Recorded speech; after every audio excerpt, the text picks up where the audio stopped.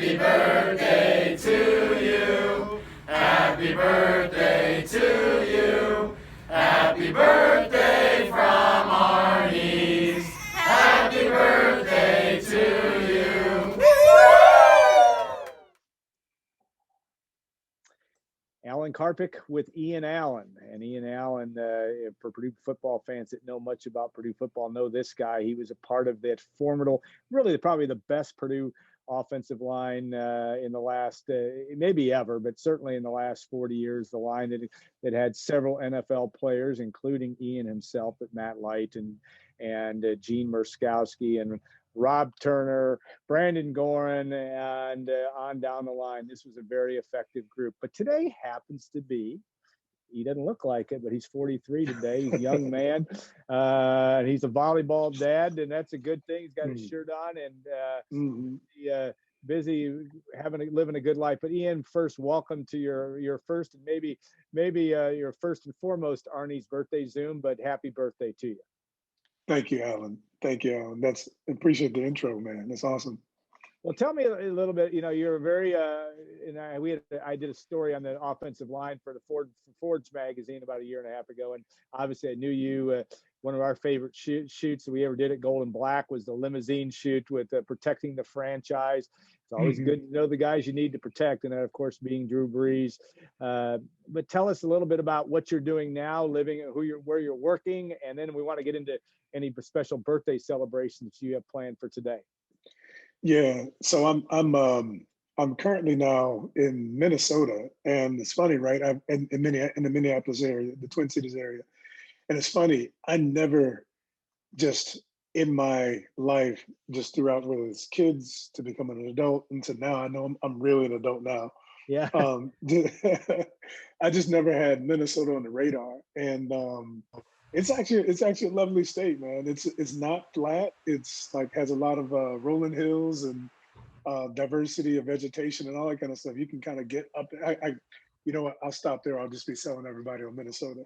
But I'm here. And I'm at Target as a senior merchandise planner, and effectively that means I run. So it's like the coffee, hydration, and kids plastic dinnerware business.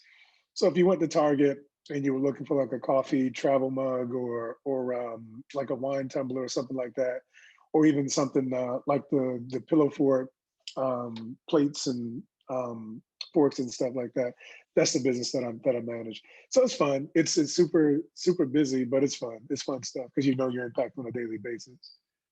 Yeah, and I want to ask you about how an offensive lineman gets into that type of detail. But tell me about your birthday. I mean, growing up, or what you're doing tonight. What is an Ian Allen birthday look like? Has it looked like over the last 43 years? Yeah, so it started off. Birthdays used to start off with barbecues because it's summer, and I was in Jersey and similar to Atlanta, and then they morphed into, especially like during the years of being at Purdue, because there you do during the summer. I'm there doing summer workouts. They translated into I can tell all the truth now, into basically taking how many shots for your birthday, for your actual years of being alive, to now most of the time the birthdays are real chill. Like this evening, and you also break it up over a few days. Like this evening, since it's during the week, I'll have dinner with my girls. I have dinner with my children, and then I think tomorrow there's go to a comedy club thing with with a friend of mine, and then just long story short, it's really chill. But I have fun. And then this year I'm not gonna have people over. I just needed a moment. But in general, sometimes I have some people over and I make a really good Manhattan. It's like one of the best. I will brag about that. Mm-hmm. Well, we're recording with the real ice cube. You're my man. So we're recording this in the afternoon, so we could legally be doing this right now, having one. If you could, I think there'll be a day in this world where you'll be able to send me one over the internet, and I would enjoy it. But maybe not today. But that's a good skill to have, my friend. All right, tell me about, you were associated at Purdue with, like I said, we kind of went through the list of guys, and I forgot, and he'll never let me forgive because he'll watch this. I'm sure Chucky Akobe too. Yeah. That's a dangerous person to forget, but a very eclectic group of guys, all very intelligent, all have gone and done good things. You guys were different, but very, very successful. Got Purdue to Pasadena, which will never be forgotten in Purdue history, but also got to work with a guy that maybe never be forgotten in football history, that being Drew Brees. But tell me about the relationships you have, but just what that working with that group has meant to you over the years, and how that's impacted not only your professional football career, but also your working career. Yeah, so that was to your point. Yeah, I think you summed it up very well. That it was a eclectic group. Everybody's a different personality on that line, and so I just remember being a part of that, and especially getting into that fifth year where things were just like running like clockwork. Yeah. It was touching, rewarding, magical. And if I just fast forward to today, we all still have the same love and relationship as we did back then. You know what I mean? You can't talk to everybody every day, but we still, we've got our own group and that kind of stuff like that. And then in terms of like what it meant, like to get to the NFL during professional, and so a large part of what I took from that particular group, and of course, you got to add Coach Hope into that. Obviously, like to your point, I'd say Chucky was probably the energizer. Like we feed off of Chucky. You kind of feed off of him. And just remembering what that mentality was like, applying that to the NFL was the same approach that I took. And in particular, once I finally got to the Giants and started a career and was actually, was a starter. Yeah. And then, I think the challenge was at times is how do you maintain that fire when you didn't have that kind of group? That was the hardest thing. And then there's a point at which you realize, man, this group is just you're never going to get that. I had it in Philly, but trying to play, it is what it is. Trey Thomas is a hell of a player, and so is John Rungan. One's like 6'9", and Trey Thomas is 6'7". It's like, yeah, I understand being a backup here. I'll do that. But I left him with Arizona as not as a backup. The point I'm getting at is, it was hard how do you build that same kind of camaraderie in the league, and then but I take and then some of that's there, but across the line, across the entire O line, depending on what team you're on. But I'd say that same mentality is there, like from a professional standpoint, like at Target. It's so competitive in terms of how we interact with our guests, and then try to make sure that we serve up the right products for our guests and stuff like that. To get to that point, to get something on the shelf, there's a ton of work that goes into it, and you almost have many locker room environments per business unit. And I take that mentality of how do you build and foster that type of camaraderie, no matter whatever team that I'm on, whether it's this business unit or if it's at a corporate strategy team or whatever. That camaraderie piece really builds a ton of trust, and that's really what you're trying to get at. Is like how can I make sure that everyone knows that I have their back, and vice versa, because ultimately some folks are going to make a mistake, or you make a wrong decision, or et cetera, and you have to celebrate those wins as well as they come. All right, take me back, and I want to ask you about how you got to Purdue, who recruited you, and I think were you Coletto's group recruited you, correct? And then I'll follow up and you can put your mind ready for your favorite Danny Hope story and or Joe Tiller story, because there I'm sure are some classics. But go ahead, fire away. How did you get recruited, and where did you first hear about Purdue growing up? Yeah, so I had saw. Funny enough, I had saw letters coming from Purdue, Northwestern, et cetera, like quite a few Big Ten teams. But I was not really looking to go to the Big Ten coming out of Georgia. And I'm actually surprised I didn't want to go to UGA. UGA was coming hard. Georgia Tech was coming hard.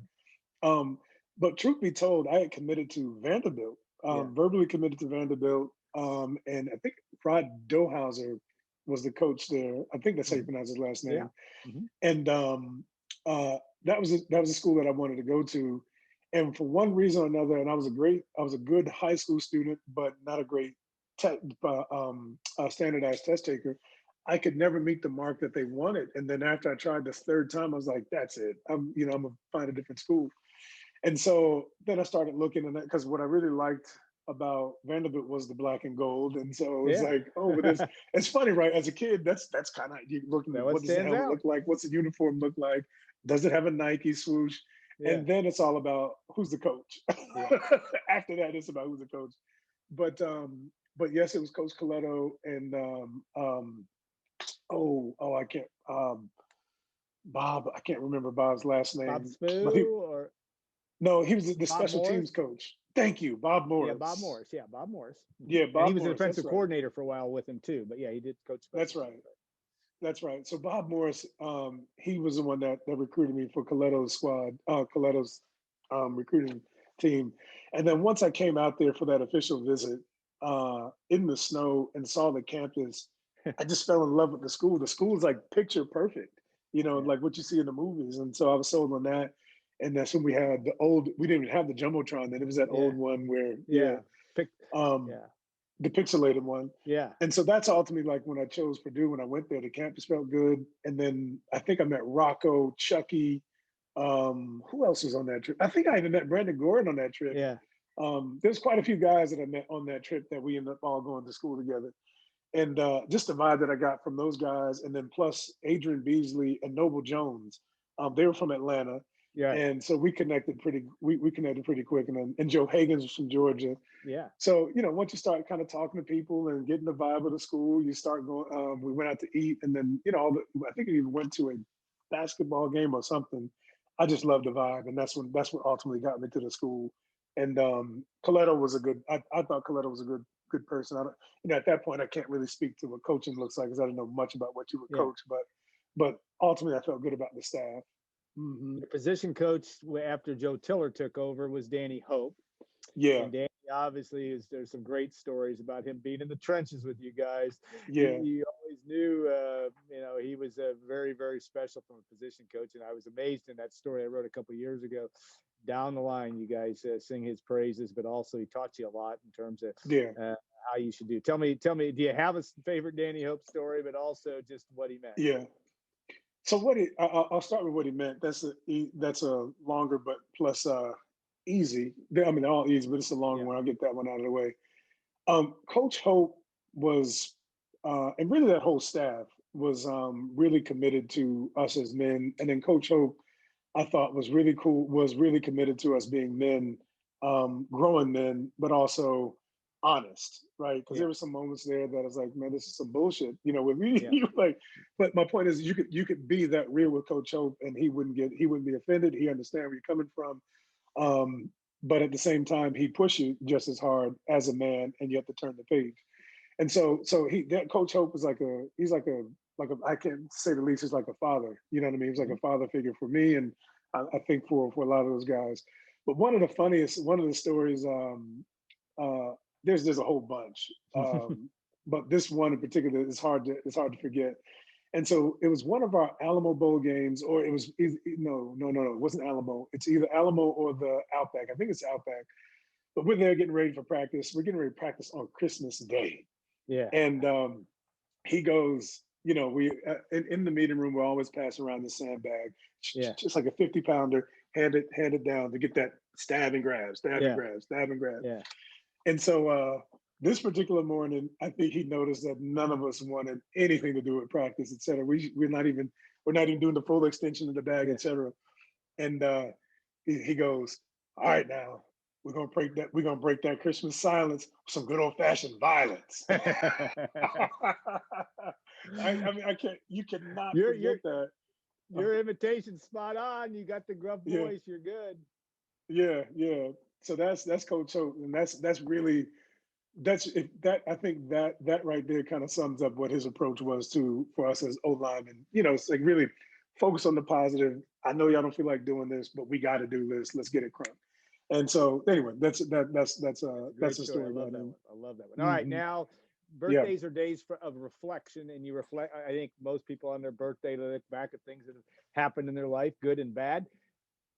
I would guess that one of your better days was the day, even though the game didn't turn out, but the feeling of going to Pasadena and running on the Rose Bowl field. Take me back to that and that experience, or was it more the getting there, beating Indiana or beating Ohio State or whatever that was? What do you take from that magical ride in 2000 and all the way to Pasadena in 2001? Yeah, I think it was two things. I think it was the Big Ten championship day. That night was like truly special when we won it, and then we got the roses. I mean, that was like finally like we we did it. We could have done it the year before, but sometimes things just don't go your way. Right. And then that year, it was like the capstone of a career. Just it was awesome. And then to get to the Rose Bowl coming out, I remember that was the first time in a long time I had jitters. You know what I mean? Because by that, you don't really have that many jitters by year 5. But that was the first time I had some jitters. And then I just remember it was an amazing moment to come out of the tunnel, to know that we're here, we're doing it. But I will say it was not so overwhelming that I didn't think we could have won that game. The D line wasn't, they were, I think, I don't know, I think someone may have gone pro, but they weren't special. So I thought that we could have, I thought we did a decent job up front. We could have manhandled them. Oh, we did kind of manhandle them that game, but it was just nice. I remember just even being in California, I'd never spent much time in California. And then when the game was done, I think what I can recall most is like me and Chucky's always thoughtful. If you want to sit down and have a conversation, Chucky's your guy to be deep thought about. And we started reflecting on our careers, and then start reflecting on what's it going to take to get to the league. And I remember he was giving me some encouragement about, because at that point I was still like 282. I finally touched 290. Yeah, you were still need to get. Yeah. So Yeah. I was like trying to get the 300s, and finally got to the threes finally. But that's what I recall the most is like after even the game was done, we were still. It's like it was a nice ride. It was like a nice moment, and then just having that moment with Chucky to talk about, hey, what's this next step look like for the NFL, and that was fun. That was fun. Oh, great. Well, I can't take any more of your birthday afternoon. I'd like to, and I'd like to have a Manhattan with you, but have one for me today and enjoy it. We're grateful for your time and your stories as well. I can see isn't hard to see why Ian Allen has been very successful, and I hope many more birthdays for you to come. So thanks again. I look forward to also, it's going to be another big football season for Purdue, and that offensive line, I'm sure you'll be watching to see how they progress. They're not quite as experienced as you guys were, but there's high expectations for them as well, and we'll look forward to watching that too. So Ian, thanks again so much, and enjoy the rest of your day. Thank you, Adam. See you.